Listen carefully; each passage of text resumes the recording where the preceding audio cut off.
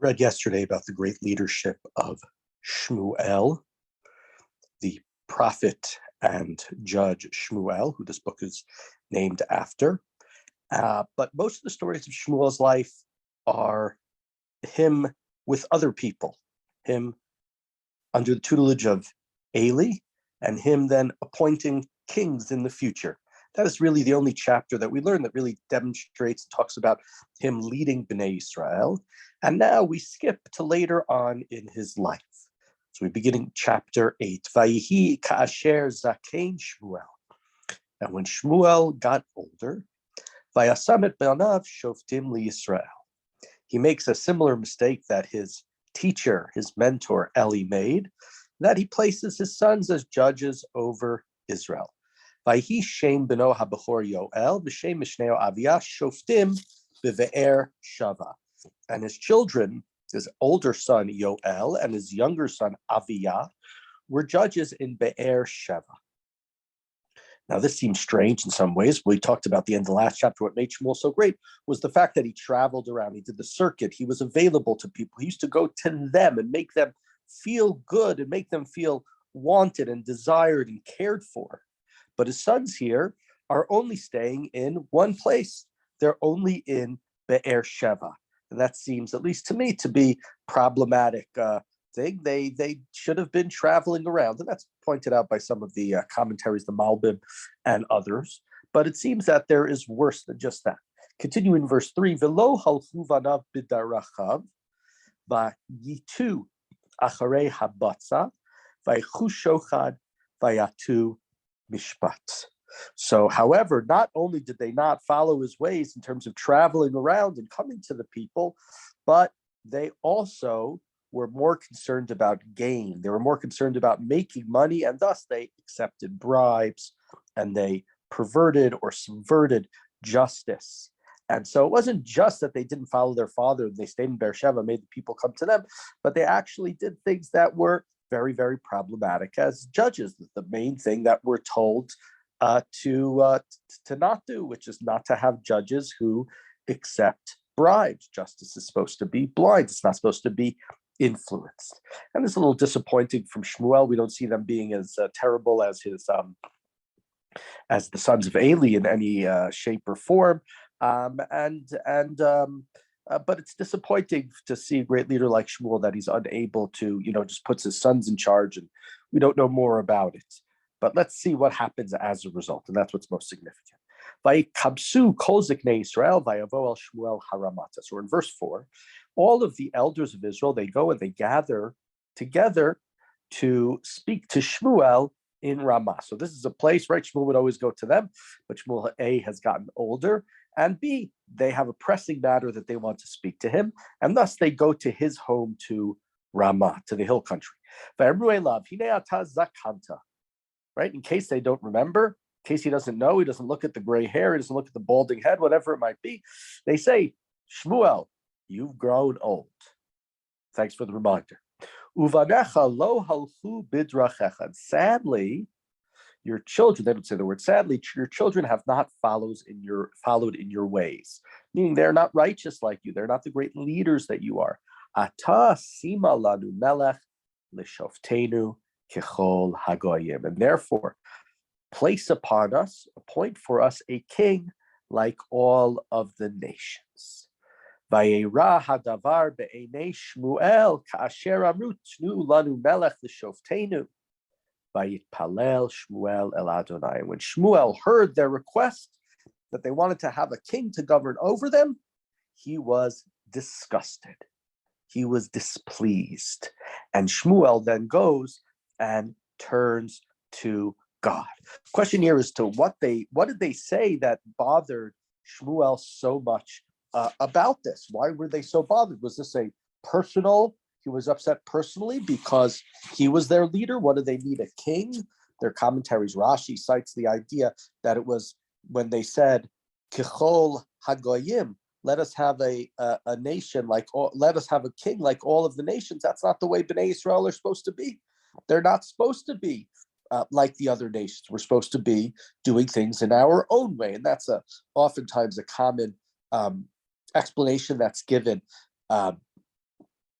as it's not a personal affront to Shmuel, that Shmuel just that the request was not done in the right way, because they wanted to have they wanted to be like everybody else. Now, part of the difficulty with that, if you remember back when we were studying, I believe it's the 18th or the 19th chapter of the book of Deuteronomy, it says when you go to the land of Israel and you ask for a king, right? God says there you should have a king. The words that are used are the same words that are used here. It says you'll have a king when you ask for a king, like all the nations that are around you. And so there are those who explain that when Bnei Yisrael said, we want a king, Kechol HaGoyim, they were just quoting scripture. They weren't doing anything wrong when they asked for a king here. There's nothing wrong with it. They don't want to be like the other nations. They're quoting the pasuk, which says that you'll ask for a king, Kechol HaGoyim asher sevivotai. They're just quoting the verse. We want a king like all the other nations that are around us.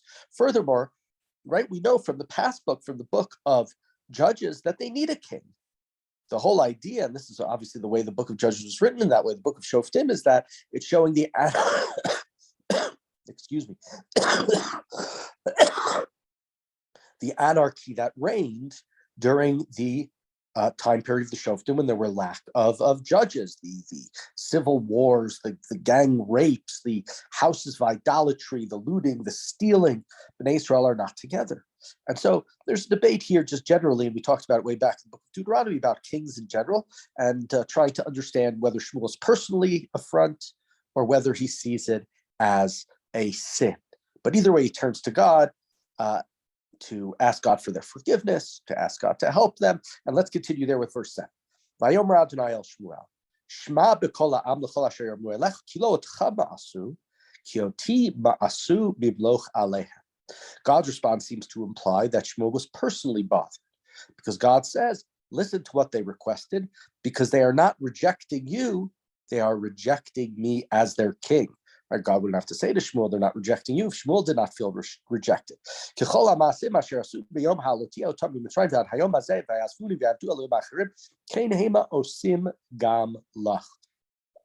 Like everything they've done ever since I brought them out of Egypt to this day, that they forsake me, that they go and worship idols instead of me, they're doing to you. That is, they're not loyal. Yes, they're really rejecting me, Shmuel, but they're not being loyal to you either, which is not a surprise, because they are not loyal to me. And this is a little sad and surprising, because in the last chapter we learned about one of the few times that we have it where Bnei Yisrael go and have an incredible response and a yearning for God, led by Shmuel, which led them to defeat the Philistines and to have 20 years of peace from their enemies, their common thorn in their side, the Plishtim. But God here is returning and saying they are not a loyal people. Verse 9, Pasuk Tet, V'atashma b'kolam, ach ki ha'ed ta'id bahem, so listen to them. We're going to give them a king, but first you need to warn them. You need to tell them what's going to happen if you have a king. Right? We know the line. It's good. It's good to be king. I don't know if it's always so good to be a subject. You need to explain that to them. And thus, verse 10, Vayomer Shmuel et kol divrei Adonai el ha'am hashoalim mito melech. And Shmuel is now going to go and he's going to describe to them what's going to happen if you have a king. Vayomer zeyeh mishpat hamelech. Just so you know, people, you're asking for a king, know what you're agreeing to. These are the laws of the king. Asher yumloch alechem et bnechem yikach v'sham lo b'merkavto uv'frashav v'ratzu lifnei merkavto. What is he going to do? He's going to take your sons and he's going to appoint them as his charioteers and his horsemen, and they'll serve as runners for his chariots. Right? He's going to basically, I wouldn't say kidnap, but he's going to use his power to place your children, who you might want home with you, who you might want to inherit your land, who you might need to help take care of you when you get older. They are going to be part of his emissary. They're going to be part of, his entourage. They're going to be with him. And he's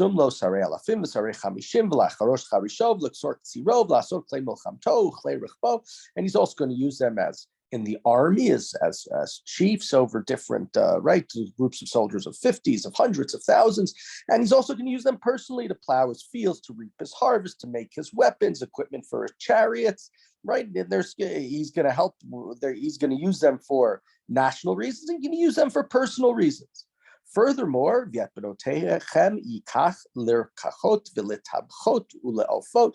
going to take your daughters to be perfumers and cooks and bakers. He'll probably take a lot of your daughters also to be his wives and concubines, but he leaves it at that. And then what's going to happen? He's going to seize your best fields, your best vineyards, your olive groves, and he's going to give them to the people who work at his court. He's going to give them to the people who are close to them. Perhaps a misuse of the idea of eminent domain, but that's what he's going to do. He's the king. He's going to take a tenth of your grains, of your wine. He's going to give it to his servants, his eunuchs, the people who work for him. Right? He's going to have to support them, but he's not going to support them by opening a new business deal. He's going to support them by taking the stuff from you, his subjects. He'll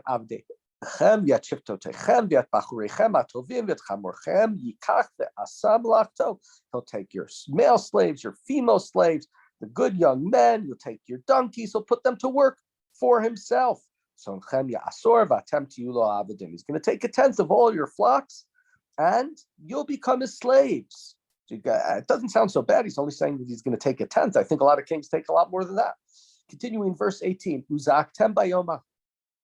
and it's going to come. There's a day that's going to come when you are going to cry out